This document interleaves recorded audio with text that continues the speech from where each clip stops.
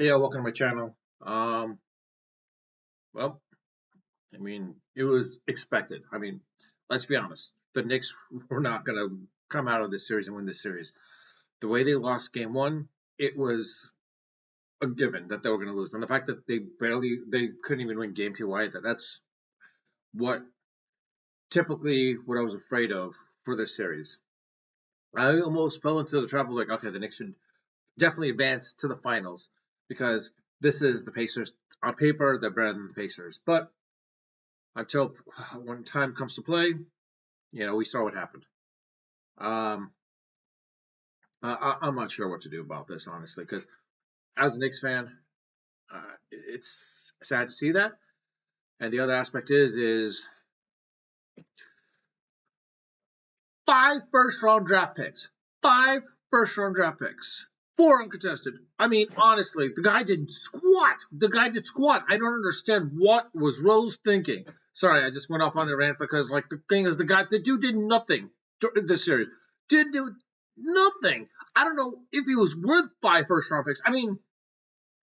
Honestly, if you're gonna give him five first round draft picks, I think the Mavericks would have taken him on that situation because, like, I think the Mavs would have taken those five round draft picks. Quite honestly, because for Luka Doncic, like, every player that you traded, you would always have, for a superstar for that matter, two to three at most first round draft picks, but five first round draft picks for a guy that's not a superstar, for a guy that's a scrub, it makes no sense. Did the Knicks think, or did Rose think that maybe a Knicks manager think that, yeah, you know what?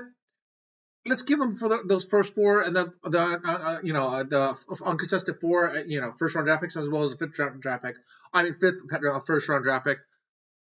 Because yeah, you know what? Chances are we're not probably going to get anything better out of it. Our team's probably going to be good. We're probably going to be in the lower draft anyway. So why does it matter? It does matter because you can still pick a player and get a good player from that level. Basically, let's be honest. Jimmy Butler was a very low round draft pick. Jokic was a low first round draft pick. Um, Giannis was kind of a 12th or third pick out of the first round. I don't, but in any case, it's eh, I don't know what this is. I have no idea. It's it's a sad state we're in. But Brunson, like I said, I was gonna, if he had gotten the Knicks to that finals, I would have definitely put him like tier one superstar status all around, no doubts about it. He basically brought the Knicks. He was basically putting the Knicks on his back.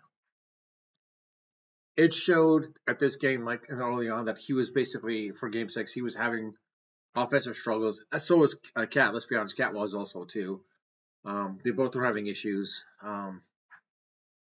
It didn't make sense as to why Brunson was having it. It's possible maybe the defense, they were just the defense on him was just too good.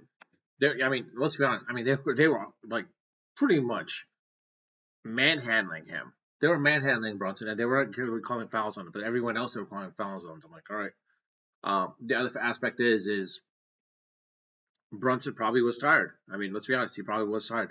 Karl-Anthony Towns, his knee was probably acting up on him, but at the same time, expect a little bit more out of Karl-Anthony Towns. But the sad part is like OG, good as he was defensively, the problem was offensively speaking, he was always shooting those threes. I'm like, no, don't shoot the. And quite honestly, I think the Knicks should just let Obi Toppin go for those threes, leave him wide open for the threes, and because like he's not going to beat you on the threes. Let's be honest, Obi Toppin is not going to beat you on the threes. So I would have left him open, double team someone else at that point, so long as you left the lane covered so he couldn't drive in.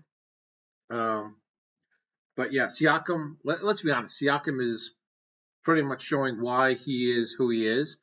That he was a key instrumental player for the Raptors at that time. Everyone's gonna say it's like, well, no, it was all Kawhi, all Kawhi. Yes and no. Siakam is showing basically like he was also the reason as well too. Without Siakam, the Pacers are not advancing to the finals. Do I see the Pacers beating the Oklahoma City Thunder? No, I don't see them beating the Thunder quite honestly because like the Thunder are just too good. Quite honestly, the Thunder match up well over what the Pacers are. They're almost similar in style and play, but quite honestly, I don't unless Naismith and Siakam go crazy and take up the slack for Halliburton, I don't see Pacers winning this series. They might bring it to 6 games. I could see them bringing it to 6 games, but 7 games, I doubt it, quite honestly. Um, I mean, it's true. The Pacers were pretty much underdogs, pretty much the entire series, and pretty much the entire games that they were in, except for the Knicks. I don't think they were underdogs against the Knicks, but I don't know. It's I'm honestly not sure what to say about this. Quite honestly, this is a case where I would love to show you highlights and reels, but I can't because my channel's not popular enough, and because of that, it's under whatever it is. They don't allow me to like show clips, or they mark it as you're violating copyright laws, copyrights, and all that stuff. So I don't know.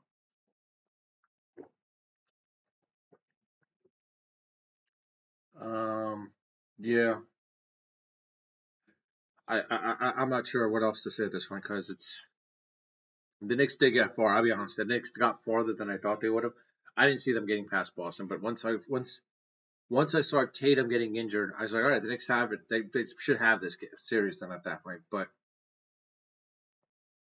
quite honestly, I should have saw signs that the Knicks were never going to go to the finals per the Detroit Pistons game. And the fact that they had a hard time getting past the Pistons as well too. Let's be honest, that last call should have been a foul, and the Pistons, it would be 7 games instead of 6. Um, Certainly the way the Knicks lost Game 1 against the Pacers, I mean, they just let it go. That should have been theirs. Right now, we'd be talking for a Game 7 right now at this point. We'd be looking at a Game 7 right now. The fact that the Knicks let that go, the fact that they let the Game 2 go as well too, honestly, because like after that, and when the fact that he went the chokehold gesture, I was a Knicks player. You should have been really pissed off and just went at him. They in the second game, you just go right at him. But it seems like they did. I don't know what happens. I don't know what happens to Tibbs at this point. Honestly, is it a case where like like the Knicks probably think it's like it's time to get rid of the guy because he can't get a team past conference finals. He can't go to the next level, or he can't bring a team to that next level. I don't know. Honestly, I mean Tibbs. I don't think deserves to be fired, but at the same time, there are some questionable stuff at this point, and it's true. People will start looking and basically analyzing the history of Tibbs, like with the Bulls when he was with the Bulls. I mean, like Eastern Conference Finals, and they didn't make it out of there with the T Wolves. I mean, he had Butler and he had Cat at that time as well too. He couldn't get him past into the Eastern Conference Finals for that matter. And now with the Knicks, I mean, he's gone into the Eastern Conference Finals, but he can't get the team beyond it. And they've practically got a superstar, practically not a superstar, because like I said, I think Brunson should have brought the Knicks into the finals. If he brings them to the finals, he gets elevated to the superstar level. Does Halliburton? Does Halliburton now? The fact that he got the Knicks over he got the Pacers over the Knicks. He's gotten over the hump of the Knicks, or I mean, he's pretty much has the Knicks numbers anyway. But the fact that he's gotten them to the finals, the Pacers to the finals, does Halliburton get elevated to another level? I mean, his stock definitely rises considerably based on what he did today's game as well, too. Quite honestly, his stock definitely goes up. But does he go up beyond to the point where like it's much higher than Brunson, much higher than SGA, much higher than Ant Man? SGA, no. Ant Man, I want to say yes. Definitely, he gets a higher. He goes one rung up above Brunson at this point. That's a given. I think. I At the rate the Pacers are gonna lose to the OKC Thunder, and you'll say like you're jumping the gun. They could probably still take out the Thunder the way they took out the Knicks, the way they took out the Cleveland Cavaliers. But remember, the Cleveland Cavaliers, half their team was injured. Half their team was injured. So, I'm kind of curious to see what Giannis does. Does Giannis go with the Giannis having the shot going to the finals and winning another championship? his two best shots, I would say, would probably be with either the Cleveland Cavaliers or the Pacers, quite honestly, because with those two teams, he should be able to definitely elevate them into the finals. The question is, will it happen? I don't know. Milwaukee probably could probably pull out something and get someone else with Giannis at this point. Quite honestly, I would not be surprised. The Bucks probably pull something out of it. If Giannis looks to leave, the only other place beside those two places is probably going to be with the Lakers. I hate to say this, but the Lakers are probably the better shot for him. Basically, I mean, I would not be surprised the Lakers do it and pair him up with Luka. Because let's be honest, Giannis, he wants a champ. He wants not just one. He wants a few rings. He definitely wants a few rings. And I think his shot with the Lakers is his best, most likely destination. If it is, I'll be pissed off. As a Knicks fan, would he be better under the Knicks and thrive with the Knicks? I don't know, quite honestly, because who would the Knicks have to give up at that point to get him? You would have to give up Karl-Anthony Towns for sure. Do you give up OG Anunoby? That's a considerable amount that you got to give up. And they don't have the draft pick. You don't have the draft capital now. You lost your draft capital. So I don't know what you do at this point. Unless the Knicks trade Karl-Anthony Towns for some draft capital, you're not getting anything in return. Um, Kevin Durant now, like, he kind of makes you wonder, like, does he regret now not going to the Knicks and signing with the Knicks? Kyrie Irving with the Mavs. I mean, I don't know. It'll be interesting to see what happens. I honestly, yeah, I could see Giannis maybe going to the Mavs as well too. You got Kyrie and AD. It's a possibility that he could, go there as well too. Philadelphia, because they have a somewhat high draft pick, I would not be surprised. Well, let's be honest. Yeah, Flag getting drafted by the Mavericks with Kyrie and AD, and if Giannis were to go there, they become probably the highest, not the highest, but the more likely hood of winning next year's NBA Finals. Okay, everyone's could probably going to say OKC, but unless OKC gets another player in place, it's going to be hard to see. But that would be a super team in and of itself for the Dallas Mavericks. Let's be honest. So, like, I would not be surprised with that. But in any case, I've been going on for about more than I normally do. But it is the Knicks, and, like, sadly, it's just like it's kind of raw. I'm just like frustrated that Bridges didn't do much, and you can even see the guy was giving up balls, and, like, he wasn't doing anything defensively. I honestly don't know. I honestly don't know what to do about him. Honestly, the Knicks can't do anything at this point. I mean, Phoenix knew when to get rid of him. The Nets knew when to get rid of him, and so I don't know if the Knicks can get rid of Bridges for someone in return. They're not going to get draft capital. Put it this way, unless they can get a very very high draft pick from a Bridges trade. That's not. I don't think it's happening. The Nets, let's be honest. I mean, they've got a lot of draft capital and such. I mean, the fact that when they traded Kevin Durant to Phoenix and they got these draft picks for Mikal Bridges, I mean, they should have enough now to lure people to into Brooklyn. I wouldn't see Giannis coming there right now, but I wouldn't be surprised if it becomes an interesting destination spot for Giannis. But I've gone gone a little sidetracked as a result, but because it's kind of fresh, and like as a Knicks fan, you want someone, you need another player to like elevate the Knicks to that next level, that can elevate them to the next level. Um, I'm praying I can see that the Knicks win a championship in my lifetime. I have yet to see them or experience it, so I'm hoping that. I mean, I was fortunate to see the Giants win it 3 times, or sorry, 4 times in my lifetime, which is great. The New York Giants, that is.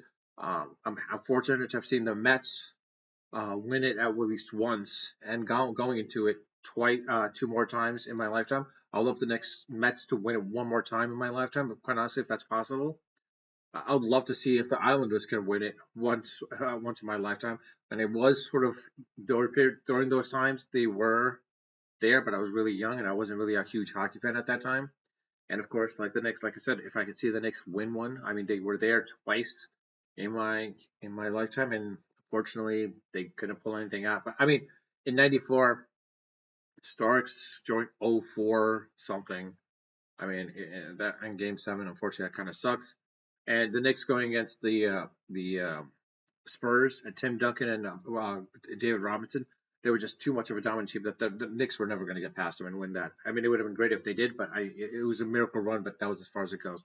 There was no going to be no miracle run for the Knicks. I thought maybe I had a slight hope or ray of hope when the Knicks were down by 14 against the Pacers in Game 6 that maybe they can do what they did in Game 3, come back from 20, like the way they did with the Boston Celtics, probably come back one more time and bring to a Game 7. But the way Indiana saw this and the way they were playing, you could tell like Game 5, the reason why Indiana was the way the Knicks won was because Indiana pretty much handed it to them. I'm not taking anything away from the Knicks, but let's be honest, Indiana pretty much handed this that Game 5 to the Knicks. So congrats to the Pacers, anyways.